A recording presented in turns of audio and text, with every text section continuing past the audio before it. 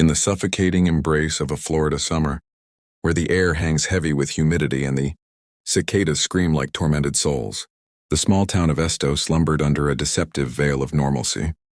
Esto, Florida, a forgotten speck on the map, where pickup trucks rust in driveways and front porches sag under the weight of unspoken secrets.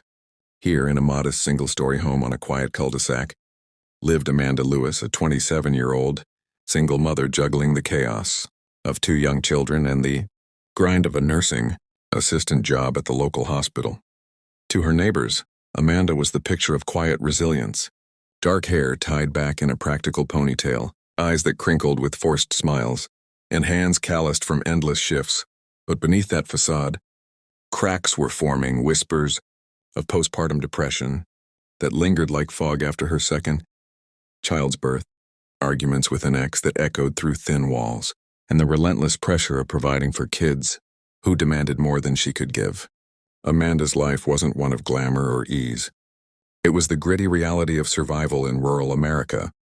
Her son, AJ, just 6 years old, was a bundle of boundless energy, curly-haired, gap-toothed, with a laugh that could pierce the heaviest gloom.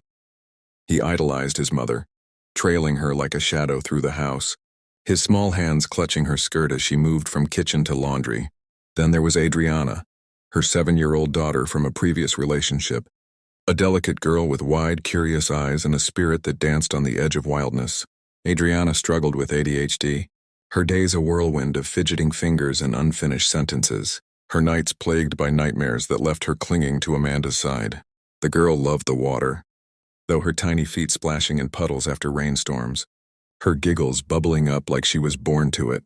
Amanda had installed a small above-ground pool in the backyard just months before. A cheap plastic oasis meant to cool the endless heat and give the kids a slice of joy. Little did she know it would become a watery grave.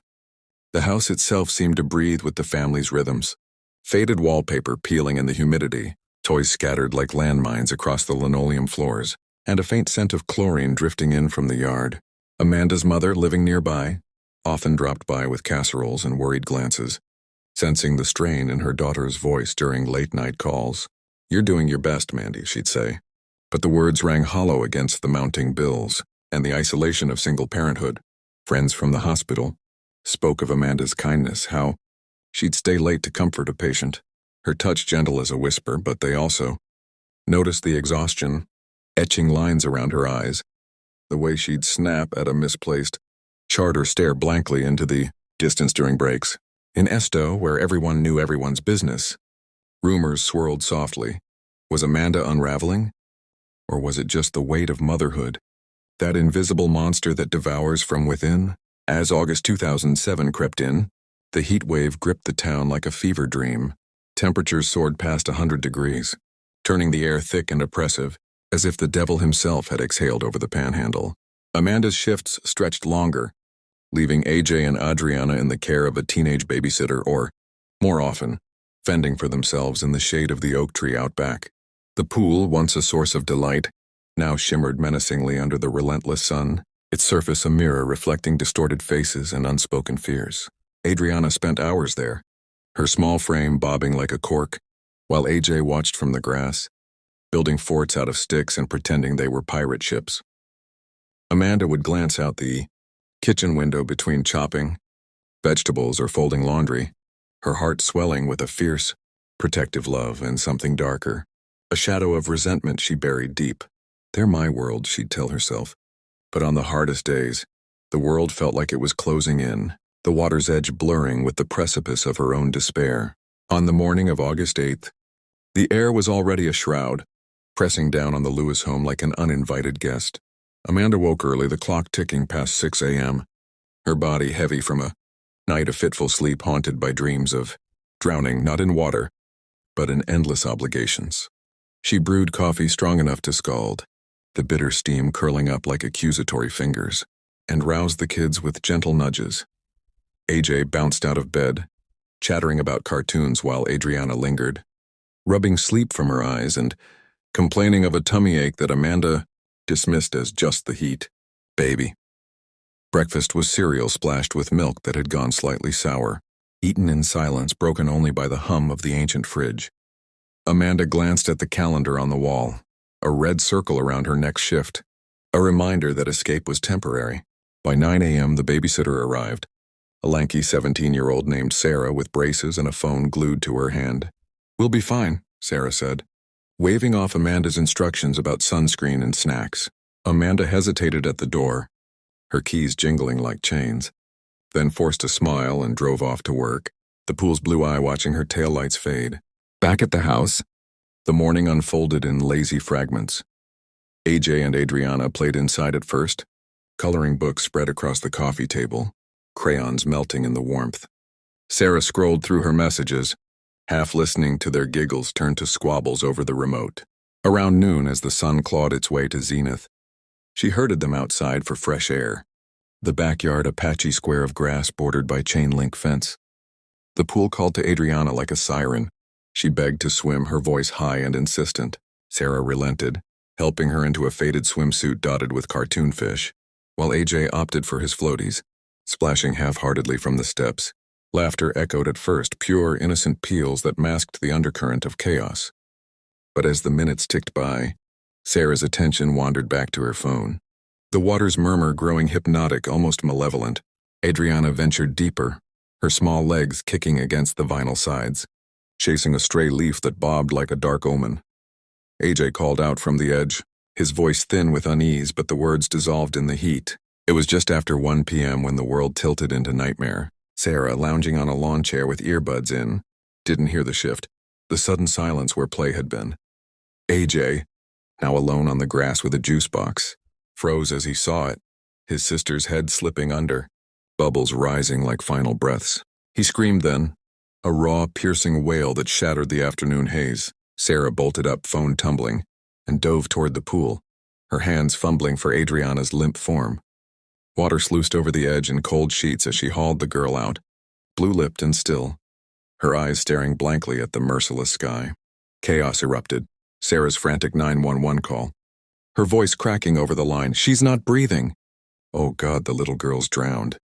Dispatchers barked instructions, CPR guidelines spilling into the receiver like lifelines, but the damage was etched in eternity. Adrianna Elaine Hutto, 7 years old, was gone, her fragile life extinguished in 18 inches of chlorinated death. Amanda's phone rang as she scrubbed bedpans at the hospital, the shrill tone slicing through the fluorescent buzz. The voice on the other end was Sarah's, hysterical and broken. "Adrianna. The pool. She's not waking." Up. Time fractured then, Amanda's world, narrowing to a tunnel of horror as she raced from the building, tires screeching on asphalt slick with her tears. Sirens wailed in the distance as she barreled home, the radio droning forgotten true crime stories that now mocked her. Pulling into the driveway, she saw the ambulance's lights pulsing like strobes in a fever. Neighbors gathered in clusters, their faces pale masks of shock. Amanda stumbled from the car, legs buckling, and pushed through to where paramedics knelt over Adrianna's tiny body on the grass. "No, no, my baby!" she sobbed, collapsing beside them, her hands reaching out as if she could pull life back from the void. The medics worked tirelessly, chest compressions that bruised, breaths forced into unresponsive lungs, but the monitors flatlined, a merciless beep sealing the unimaginable. In that moment, as the coroner's van arrived under the gathering storm clouds, Amanda Lewis shattered, her screams mingling with the first fat drops of rain, washing away innocence forever. The rain that fell the night Adrianna died felt like acid on Amanda Lewis's skin. She stood barefoot on the wet grass while deputies strung yellow tape around the little blue pool that was, now just a plastic coffin lid. Her screams had stopped. Only a low animal moan came out of her throat every time the lightning flashed and showed her daughter's tiny body zipped inside a black bag. Detective Angela Mason arrived just after midnight. She had seen drowned children before, but something about this scene crawled under her skin and nested there. The pool was barely 3 feet deep. The ladder was still attached. The water was crystal clear. No algae, no leaves, nothing to hide behind. And yet 7-year-old, Adrianna lay dead on the lawn with petechial hemorrhaging in her eyes and fresh bruises, shaped like adult fingerprints on both upper arms. AJ, the 6-year-old brother, sat wrapped in a blanket on the neighbor's porch, rocking back and forth. Mason crouched to his eye level. "Sweetheart, can you tell me what happened to your sister?" AJ looked past her, toward the dark pool that still glowed faintly from the patrol car spotlights. His whisper was so soft the body cam almost missed it. Mommy got mad because Adrianna threw a pool toy at me. Mommy grabbed her arms real hard. Then she pushed her face in the water and held it, and told her, "Stay down till you learn." I counted to 20 like Mommy taught me for timeouts. But Adrianna stopped kicking. Mason felt the night tilt. She turned toward Amanda, who was now sitting in the back of an ambulance, mascara rivers cutting through the rain on her cheeks, repeating the same sentence like a broken doll. She must have slipped. She must have slipped. By 3 a.m., Amanda Lewis changed her story for the first time. Then the second time. Then the third time. Each version had Adrianna drowning while Amanda was inside doing laundry, on the phone making a sandwich, anything but watching her own child. The bruises on Adrianna's arms darkened to purple handprints overnight. The medical examiner found water in the lungs. Yes, but also foam consistent with forced submersion, not an accidental slip. And then there was the 911 call Amanda finally made herself, 38 minutes after Sarah, the babysitter, had already called. 38 minutes of silence while a mother stared at her dead daughter and decided what lie would save her. Detective Mason stood in the interview room too at 6:17 a.m., arms folded, watching Amanda through the one-way glass. Amanda was humming a nursery rhyme. Row, row, row your boat. Her reflection in the glass looked almost peaceful, until Mason realized the woman was smiling at nothing at all. They took AJ away from Amanda that same night. 6 years old, barefoot in Spider-Man pajamas soaked with pool water and someone else's tears. Child Protective Services wrapped him in foil, like a shock victim, and carried him out past the yellow tape. He never looked back at his mother. He only looked at the pool as if it might speak. 2 days later, in a soft-lit room with teddy bears and crayons, a forensic interviewer named Lisa sat cross-legged on the carpet with him. She asked him to draw his family. AJ took the black crayon first. He drew the pool bigger than the house. He drew Mommy standing at the edge with her hands out like claws. He drew Adrianna under the water, eyes open, bubbles coming from her mouth shaped like tiny screaming faces. Then he drew himself on the grass, so small he was almost lost in the green. At the bottom he wrote in shaky capitals, "I tried to tell her stop, but Mommy said shut up or you next." That drawing is still sealed in evidence envelope 47B. They never let the jury see the screaming bubbles. They said it would be too inflammatory. Amanda's new story crystallized by the third interview. Adrianna had been acting out all morning, throwing toys, kicking her little brother. Amanda only dunked her once, quickly, the way some parents dunk kids to rinse shampoo. She must have panicked and inhaled water. I was trying to teach her a lesson. I didn't mean... Her voice cracked perfectly on cue. Detective Mason, watching again from behind glass, noticed Amanda's hands were bone dry. Not a single tear had fallen in 6 hours of talking. The autopsy photos came back worse than anyone wanted. Bruises on both upper arms, 4 fingers in front, thumbs behind. Adult grip, full force. A separate crescent bruise on the back of the neck where a palm had pinned the head down.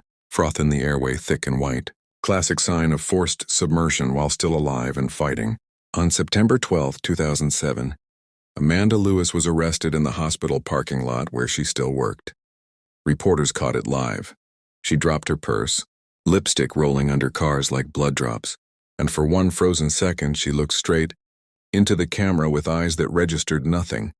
No tears, no screaming. Just a tiny, almost relieved smile, gone the instant the cuffs clicked. That night in the county jail, guards heard her singing again through the food slot. The same nursery rhyme.